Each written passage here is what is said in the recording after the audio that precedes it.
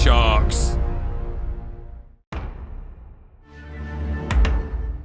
What up and welcome to Rama Screen YouTube channel, and here's my review of Netflix new competition series, All the Sharks. Let's rock this. Okay, back when I heard about this show, at first I thought, that's kinda lame. So all you do is just take underwater photos of sharks and that's it? And the winners don't even get to keep the prize money at the end because it gets donated to charity. That's just lame. It doesn't seem cutthroat at all, and you call this a competition? Well folks, as they always say, never judge a book by its cover. Because thanks to Netflix, I've already watched the entire 6 episodes of All the Sharks, and I take back every wrong judgment I said earlier. Because you know what? This show is actually pretty damn fun. All the Sharks is engaging, it's informative, it's fast-paced, and part of its appeal is that the contestants get to travel to these beautiful exotic locations that you want to bookmark as your next potential vacation spots. I didn't know that sharks are elusive, which does provide some interesting challenge. I thought they'd be roaming around in our oceans easily spotted, but nope.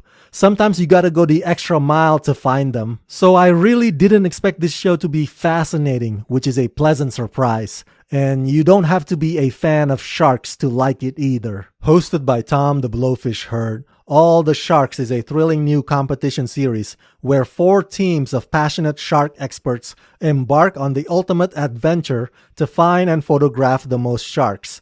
Racing against time and each other, teams dive deep into the world's most spectacular shark habitats, all in hopes of winning a $50,000 prize for their chosen marine charity.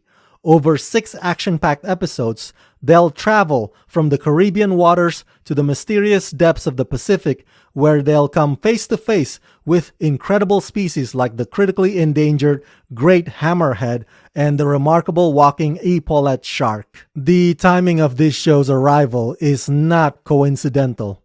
The world is currently celebrating the 50th anniversary of Jaws movie, and of course, during this month is around the time when the annual Shark Week would air on Discovery. So yes, Netflix is purposely capitalizing on this season, and who can blame them? Again, as I mentioned in the synopsis, experts. These contestants are not some ordinary folks. They are either marine biologists or scientists, so they know their sharks by heart. So both the show and the contestants along the way will tell you which type of sharks they're photographing and whether or not they are endangered, which I think is a smart way of raising awareness, especially for us grown-ups, because it feels like we're playful learning while watching at the same time. Whoa, I had no idea that manta rays and stingrays are a close cousin of sharks. I guess that is one fair critique that you can say about this show, in that some of the contestants would just settle for taking photos of the rays as like capturing the lowest hanging fruit when they can't find other more desirable sharks. I understand that there has to be a point system and the scores tally up, so on and so forth, depending on how rare the sharks are in relation to the locations. I get that. But who the hell decides how many points go to which sharks? Some of it just seems unfair to me. The other thing that audiences might also find disappointing is that there is barely any great white encounter. The show has a tricky way of creating the atmosphere of, ooh, maybe it's there lurking somewhere. But that entire episode is a letdown in my opinion. All that suspense for nothing. The format of the show is pretty good for the most part. The fact that they have an on-set medic ready on the boat is excellent. So any contestants who feel sick or have injuries, they don't have to be transported all the way to the shores just to get treatment. I also enjoy the host. I don't know much about Tom the Blowfish Hurd other than he's got a pretty cool nickname.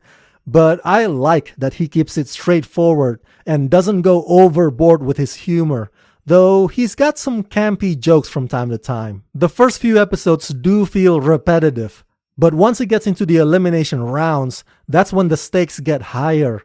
You'll definitely end up favoring a pair of contestants over the others, either because of their personalities or their banters, And the ones who win each episode are not that easy to predict, which makes it all the more amusing. So yeah, overall I give All the Sharks the rating of 3.5 out of 5. Educational, substantive, and exciting. All the Sharks is simply entertaining. All the Sharks.